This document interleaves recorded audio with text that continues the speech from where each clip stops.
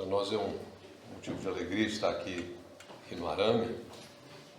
Há muito tempo, eu estava conversando com o Jairo, da primeira vez que ele esteve ali com a gente. Eu acho que já daquele tempo a gente tinha vontade de vir aqui, mas se passaram 20 anos e, pela graça de Deus, o Genesi falou comigo e eu falei, eu acho que chegou o dia. Se Deus quiser, nós vamos. E graças a Deus estamos aqui. Agradecemos aos irmãos pela oportunidade de estarmos juntos para apreciar um pouco da palavra de Deus. Eu marquei o tempo que o Genesi pregou aqui, para eu pregar ao mesmo tempo. Vai chegar quase à meia-noite, mas não passa disso não. Paulo praticou até meia, né? Então nós vamos aqui um pouquinho. Não vou me demorar muito. Nós vamos ler em Mateus capítulo 28. Mateus capítulo 28, versículo 18.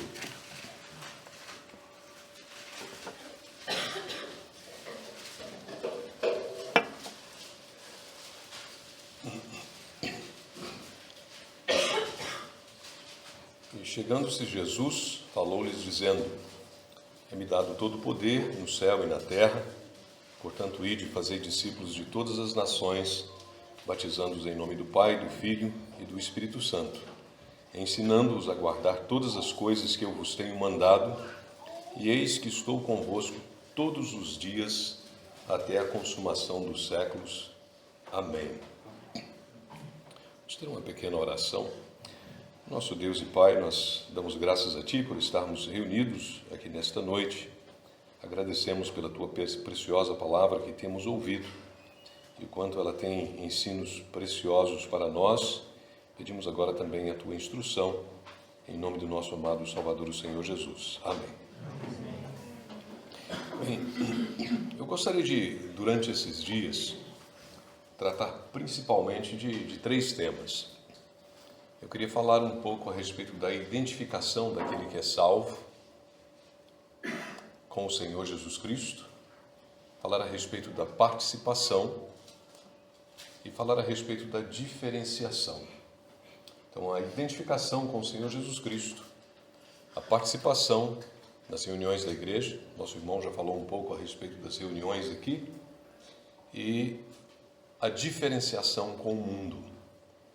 Nós vivemos num contexto de sociedade em que as pessoas não querem muito dessas três coisas. As pessoas não querem se identificar.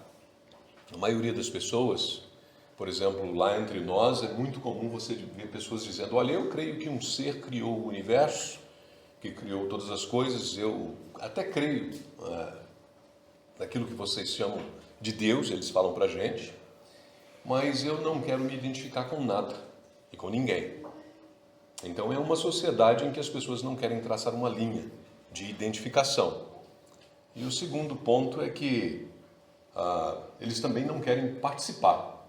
Acham que é bonito. Falam assim, olha, eu creio, mas eu creio lá dentro de casa, eu assisto reuniões pela internet, ou eu vejo alguma coisa pela internet, eu não tenho contato com ninguém e também eu não quero participar de nada. E isso se tornou uma coisa bonita no mundo. As pessoas admiram. Eu não quero confusão. Eu quero crer do jeito que eu quero. E a outra coisa é, eu creio, mas eu não quero ser diferente de ninguém. Eu quero ser igual a todo mundo. E infelizmente essa filosofia do mundo, ela tem penetrado dentro da Igreja de Deus. E essas três coisas que nós falamos, elas são contrárias àquilo que a Bíblia diz. Então, pensa só, o primeiro ponto, não se identificar. O nosso irmão falou que a primeira coisa em relação à igreja é que nós pregamos o Evangelho. E nós lemos aqui em Mateus capítulo 28, versículos 18 a 20, que o Senhor Jesus Cristo disse para os seus discípulos, olha, toda a autoridade me foi dada. E ele disse, ide por todo mundo, fazei discípulos de todas as nações, batizando-os em nome do Pai, do Filho e do Espírito Santo. Então nós vemos que, para aqueles que pensam que podem viver uma vida sem identificação com ninguém, a palavra de Deus diz que nós nos identificamos com Cristo pelo batismo. E eu quero trazer aqui alguma consideração depois, mas o batismo é um momento em que aquele que é feito discípulo, e aqui nós vemos o segundo passo, é o batismo, ele se identifica com o Senhor Jesus Cristo. Ou, o nome dele agora é meu. Eu sou parte do corpo dele. E nós vamos ver umas coisas importantes aqui a respeito disso. O Senhor Jesus Cristo é aquele de quem nós levantamos a bandeira. Não existe nenhum outro nome, só o nome dele. Reunimos ao nome dele. Então, nos identificamos com ele. A palavra de Deus resolve o problema de não querer se identificar. Então, se existe algum jovem, se existe alguém aqui dentro da igreja, no arame, que ainda não pensou a respeito disso, o Senhor Jesus Cristo quer a sua identificação. Em relação à participação, ela é resolvida pelos dons do Espírito Santo. O irmão mencionou aqui os dons. Os dons são a maneira pela qual aquele que é salvo participa no corpo de Cristo. E o terceiro aspecto, a diferenciação, é o fruto do Espírito. Aquele que é nascido de novo, ele produz o fruto do Espírito e não as obras da carne em sua vida. E o fruto do Espírito, ele nos diferencia. Então, a solução para esses 3 dilemas que existem tão constantemente no mundo, ela está claramente posta para nós dentro da palavra de Deus, de uma maneira que você e eu não podemos de maneira nenhuma duvidar. O Senhor Jesus Cristo utilizou aqui nesta passagem a palavra autoridade. Toda a autoridade nos foi dada. A autoridade vem de poder, ou seja, ele tem poder para fazer isso. Quando a gente pensa em poder, em poderes, a gente pensa em guerra também. E o que nós vemos aqui neste mundo? Uma multidão de pessoas que nascem aqui no mundo e eles estão debaixo de um poder. E a palavra de Deus nos revela que este poder é o poder do inimigo, o poder de Satanás. Estamos, quando nascemos aqui no mundo, sob o poder do príncipe deste mundo, o Senhor Jesus Cristo, que tem toda a autoridade e que ganhou essa autoridade na cruz do Calvário. Ele pode libertar pecadores do reino das trevas e transportar para o seu reino, um reino de luz. Então, aí, nesse momento, nós já vemos o Senhor Jesus Cristo traçando para nós uma verdade extremamente importante. Deus, lá dos céus, ele fez um plano para toda a humanidade e ele deseja que esta humanidade seja salva. O Senhor Jesus Cristo veio fazendo a vontade do Pai. Morreu na cruz do Calvário para salvar pessoas. Ele chega agora para os seus discípulos, ele está indo para os céus, está subindo aos céus, e ele diz: olha, a minha ordem para vocês é: ide e fazei discípulos. Ide e fazei discípulos, batizando-os e depois ensinando-os. Então, olha que coisa importante, olha o serviço importante no qual você está inserido. Deus, ele planejou e ele está fazendo um trabalho neste mundo. E o trabalho de Deus é tirar pessoas do domínio de Satanás e trazer para ele em amor. O Filho veio para cumprir esse plano. E você foi feito um discípulo para que você faça mais discípulos. Então esta, como o nosso irmão disse, é a pregação do Evangelho. Nós saímos, pregamos o Evangelho e falamos a respeito do Senhor Jesus Cristo. Agora, nós precisamos notar uma coisa. O Senhor Jesus Cristo, ele deseja que nós sejamos seus discípulos. E eu queria dar um destaque, se vocês puderem abrir a Bíblia no Evangelho de João, no capítulo 6, eu quero dar um destaque aqui para o fato de que o Senhor Jesus Cristo, ele deseja que você e eu sejamos identificados com ele.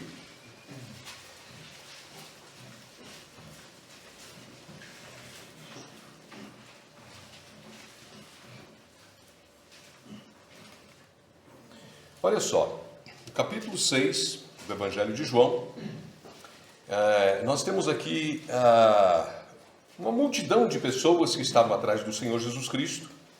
No versículo 2 fala assim: grande multidão o seguia.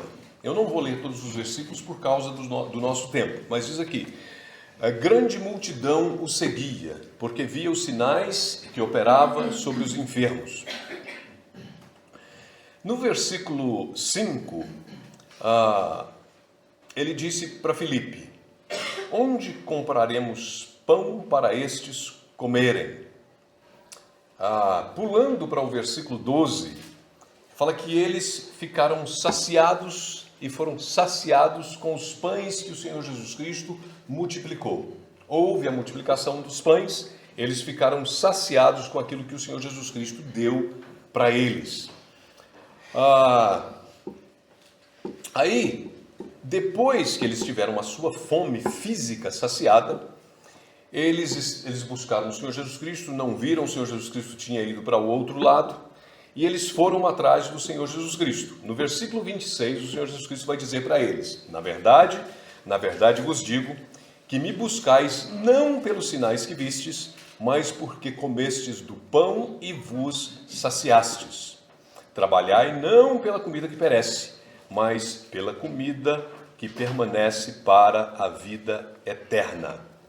Olha só que interessante, o Senhor Jesus Cristo está dizendo para aquela multidão que foi saciada fisicamente, e eles foram atrás do Senhor Jesus Cristo, e o Senhor Jesus Cristo está dizendo para eles: vocês estão atrás de mim, não é por causa de coisas espirituais, vocês estão atrás de mim por causa de coisas materiais, coisas físicas, coisas que perecem. Me busquem, mas por causa da vida eterna. Me busquem por causa das coisas que não se veem, por causa de uma pátria que nós vamos ter no céu.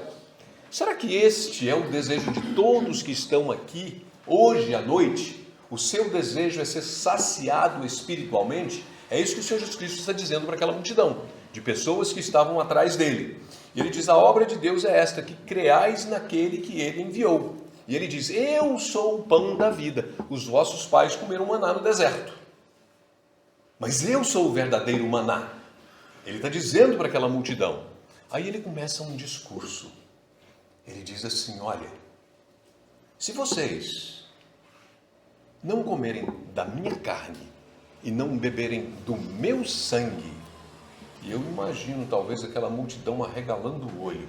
Peraí, o que quer dizer isso? Comer da tua carne, beber do teu sangue? E o Senhor Jesus Cristo vai notar que aquela multidão parece que estava compreendendo alguma coisa daquilo que ele dizia. O Senhor Jesus Cristo, ele estava querendo mostrar para aquela multidão que eles precisavam se identificar com ele, com o Senhor Jesus, comer da sua carne, beber do seu sangue. E aquele discurso começou a escandalizar a multidão. E aí a passagem vai nos dizer, o Senhor Jesus Cristo diz para eles: isto vos escandaliza? E aí no versículo 66, diz assim: desde então, muitos dos seus discípulos tornaram para trás e já não andavam com ele. Então disse Jesus aos 12: quereis vós também retirar-vos? Respondeu-lhe, pois, Simão Pedro: Senhor, para quem iremos nós? Tu tens as palavras da vida eterna, e nós temos crido e conhecido que tu és o Cristo, o Filho do Deus vivente. Olha que coisa interessante. Uma grande multidão, a multidão se afasta. Alguns discípulos e alguns que estavam seguindo o Senhor Jesus Cristo, agora eles não querem mais. Aí o Senhor Jesus Cristo vira para 12 deles e diz: vocês também querem se retirar? E felizmente nós temos a resposta de Simão Pedro: Senhor, para quem iremos? Tu tens as palavras da vida eterna. A atualizada diz: só tu tens as palavras da vida eterna. E é isso. Nós seguimos o Senhor Jesus Cristo não por causa de coisas físicas, por causa de coisas materiais, por causa de coisas que passam. Nós seguimos o Senhor Jesus Cristo por causa de coisas eternas. E aqui o Senhor Jesus Cristo ele está traçando uma linha. Aqueles que se escandalizam nele e aqueles que não se escandalizam. E ele está dizendo, quais são esses? Queremos nós, que estamos aqui nesta noite, comer da carne do Senhor Jesus? Queremos nós beber do seu sangue? E o que significa isso? Tomar a nossa cruz, seguir o Senhor Jesus. Qual é o significado disso? Na sociedade do arame hoje, o que significa ser um seguidor do Senhor Jesus? Eu não sei o que significa ser um seguidor do Senhor Jesus aqui na sociedade de vocês. Eu sei a respeito do meu local, por onde eu passei, no início como era, como é agora. Mas eu queria levar vocês a pensarem um pouco a respeito de como era seguir o Senhor Jesus Cristo no início da igreja. Lá no início, nas primeiras pregações, quando os primeiros discípulos creram no nome do Senhor Jesus Cristo, o que significou isso? E eu queria levar vocês para uma passagem aqui. Vamos ver em Mateus, capítulo 4. Mateus, capítulo 4.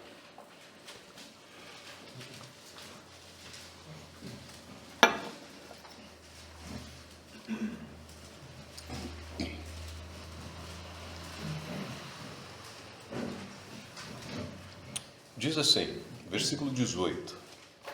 E Jesus, andando junto ao mar da Galileia, viu dois irmãos, Simão, chamado Pedro, e André, seu irmão, os quais lançavam as redes ao mar, porque eram pescadores. E disse-lhes, vinde após mim, e eu vos farei pescadores de homens. Então eles, deixando logo as redes, seguiram.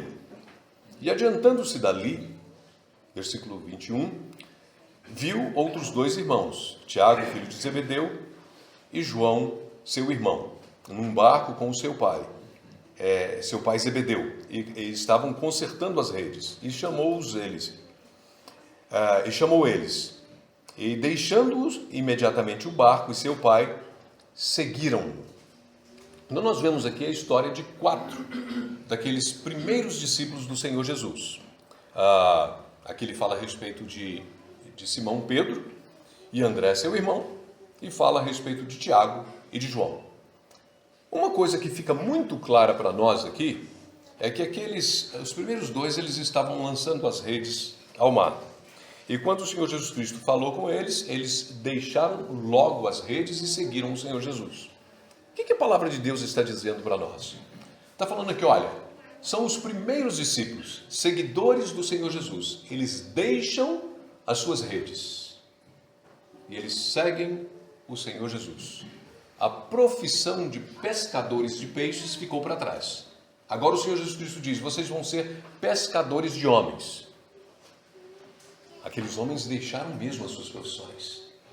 Eles seguiram o Senhor Jesus. Tiago e João, eles deixaram o barco, deixaram o seu pai e seguiram o Senhor Jesus. A vida passada ficou. Eles agora estavam seguindo alguém que falou com eles, eles creram que o Senhor Jesus Cristo era o Messias, e eles pensaram, este homem é digno de ser seguido. Este homem é alguém que compensa nós seguirmos os seus passos. Eu vou deixar alguma observação a respeito deles para daqui a pouco, mas eu queria falar uma coisa para vocês aqui a respeito da história daqueles que vivem em países que não são como o Brasil, em que nós podemos reunir da maneira que estamos reunidos aqui, tão livremente, sem perseguições. Mas o missionário, ele estava num país muçulmano, pregando o Evangelho. E ele falava com uma jovem a respeito do Evangelho. Esse missionário deu um nome fictício para ela, Radisha. E ele disse que ele começou a falar do Evangelho para essa muçulmana, uma jovem muçulmana. Ele falou a respeito do Senhor Jesus Cristo, como Deus enviou o Senhor Jesus Cristo a este mundo e como Deus quer salvar as pessoas, e o Senhor Jesus Cristo morreu na cruz do Calvário, derramando o seu sangue para salvar pecadores. E ele viu que a jovem começou a brilhar os olhos para aquela mensagem. Ela nunca tinha ouvido algo igual. Porque você sabe, os muçulmanos eles não pregam assim. Eles falam a respeito de um paraíso para quem se suicida por uma boa causa, com algumas mulheres. Mas o Evangelho é diferente. E quando ela ouviu aquela mensagem do Evangelho, ela falou assim, olha, isso é algo digno de ser crido. Mas quando ela brilhou os olhos para o Evangelho, aquele missionário ele conta que ele começou a ter preocupação no seu coração. Porque ele sabia que naquele país muçulmano, se ela depositasse a sua confiança em Cristo Jesus, confiasse em Cristo Jesus como Salvador da sua vida, ela poderia ser morta pela sua própria família, pelo seu próprio pai.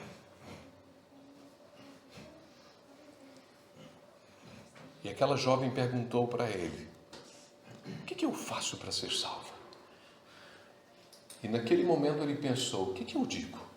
Olha, você simplesmente crê no Senhor Jesus Cristo e você é salva. Mas é isso, não é? Um pecador, condenado, sem nenhuma chance. Ele sabe que ele não tem como se aproximar de um Deus santo.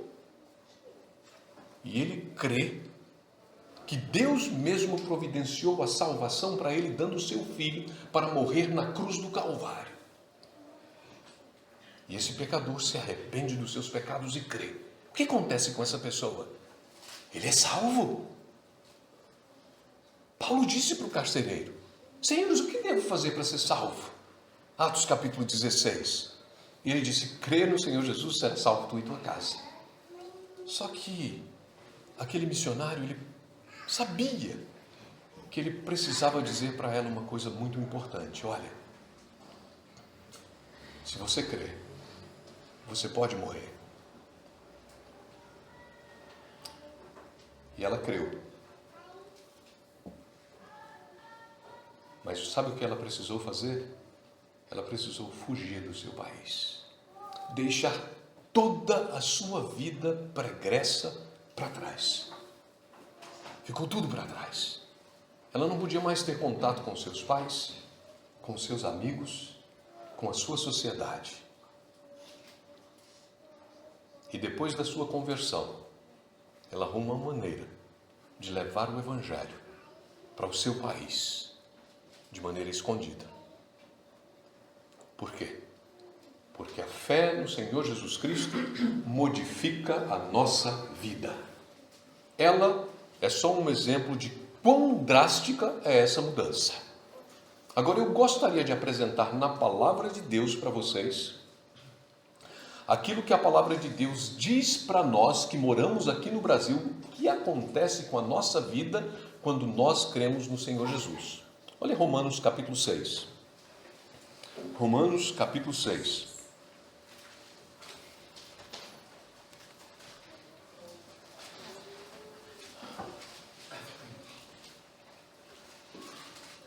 Versículo 3 diz assim, ou não sabeis que todos quantos fomos batizados em Jesus Cristo, fomos batizados na sua morte? De sorte que fomos sepultados com ele pelo batismo na morte, para que como Cristo foi ressuscitado dentre os mortos, pela glória do Pai, assim andemos nós também em novidade de vida. Versículo 6. Sabendo isto, que o nosso homem velho foi com ele crucificado, para que o corpo do pecado seja desfeito, para que não sirvamos mais ao pecado. Versículo 7. Porque aquele que está morto está justificado do pecado. Versículo 8. Ora, se já morremos com Cristo, cremos que também com ele viveremos. Versículo 11. Assim também vós, considerai-vos certamente mortos para o pecado, mas vivos para Deus em Cristo Jesus, nosso Senhor. A palavra de Deus não deixa dúvida para nós que, quando nós cremos em Cristo, nós morremos para uma vida que tínhamos. Morremos para o pecado. Fomos crucificados com Cristo. O pecado não reina mais sobre nós. As expressões que nós temos aqui em Romanos 6, e eu escolhi Romanos 6 porque Romanos 6 é o livro, é o capítulo que fala a respeito do batismo no corpo de Cristo, não o batismo na água. Então, quando nós cremos no Senhor Jesus Cristo, nós passamos a nos identificar com Ele, nós morremos com Ele, ressuscitamos com Ele, fazemos parte do seu corpo, somos batizados no seu corpo, e aí a passagem vai dizer para nós, não somos mais escravos do pecado, o pecado não tem domínio sobre nós. Então o que ele está querendo dizer é que nós não pecamos jamais? Não, um servo de Deus, ele pode cair em pecado, mas é um acidente. E ele tem um recurso, se confessarmos os nossos pecados, ele é fiel e justo para nos perdoar os pecados e nos purificar de toda injustiça. Mas a palavra de Deus diz, nós não somos mais escravos do pecado. Ele não é mais rei em nossas vidas. Nós nos identificamos com o Senhor Jesus Cristo. A nossa bandeira é o Senhor Jesus Cristo. Não é mais o inimigo, não é mais o reino das trevas. Nós vivemos em santidade. Então, o batismo que se fala em Romanos capítulo 6 é estarmos em Cristo. Deus agora nos vê em Cristo. Isso é identificação com Ele. Mas eu falei a respeito do batismo nas águas, por quê? Porque esta é a ordem do Senhor Jesus Cristo em Mateus capítulo 28. E aquela ordem é para quem? Para um discípulo. O primeiro passo de obediência na vida de um servo de Deus é batizar-se nas águas. Esse é o primeiro passo de obediência. E quando nós nos batizamos nas águas, nós estamos publicando aquilo que aconteceu na nossa conversão. É uma publicação, é uma identificação pública. Tanto é que, na época do início da igreja, quando as pessoas batizavam, ali era um ponto crucial para o começo de perseguição. Na Rússia, antigamente, quando uma pessoa se batizava, ali era o ponto em que eles iriam perseguir aquela pessoa, porque foi ali que foi publicado. E nos países onde as pessoas são perseguidas por causa do Evangelho, a perseguição geralmente acontece quando a pessoa se identifica publicamente com o Senhor Jesus. Eu sei que a maioria das pessoas aqui já obedeceram esse mandamento do Senhor Jesus, já se identificaram publicamente com Ele no batismo, a maioria. Se você é um servo de Deus e ainda não fez isso, é uma ordem do Senhor Jesus Cristo. Então nós passamos a fazer parte do seu corpo, nós participamos do seu corpo e publicamos isso pelo batismo. Agora, eu gostaria de destacar este fato. A identificação com o Senhor Jesus Cristo é uma coisa crucial em nossa vida. Eu me lembro de dizer para vários jovens que começaram a trabalhar ou que começaram a estudar em um determinado lugar, eu sempre dizia, olha, o primeiro dia é crucial no seu trabalho. Se você no primeiro dia se identifica com o Senhor Jesus, os dias seguintes serão mais fáceis. Já marca a sua posição. Diz a quem você serve. Publica aquilo que você acredita em seu coração. Não tenha medo. Se identifique com o Senhor Jesus Cristo. O Senhor Jesus Cristo é maravilhoso. Compensa seguirmos o Senhor Jesus. É a coisa mais maravilhosa do mundo, nos identificarmos com Ele. Então eu gostaria de deixar isso introdutoriamente. Aqui está a solução para um mundo que não se identifica com ninguém. Nós nos identificamos unicamente e somente com o Senhor Jesus. Agora, nas próximas oportunidades, eu gostaria de falar a respeito da participação. Aqueles que já se batizaram, que fazem parte de uma igreja local, como é a sua participação? Que Deus possa abençoar a sua palavra ao nosso coração. Amém.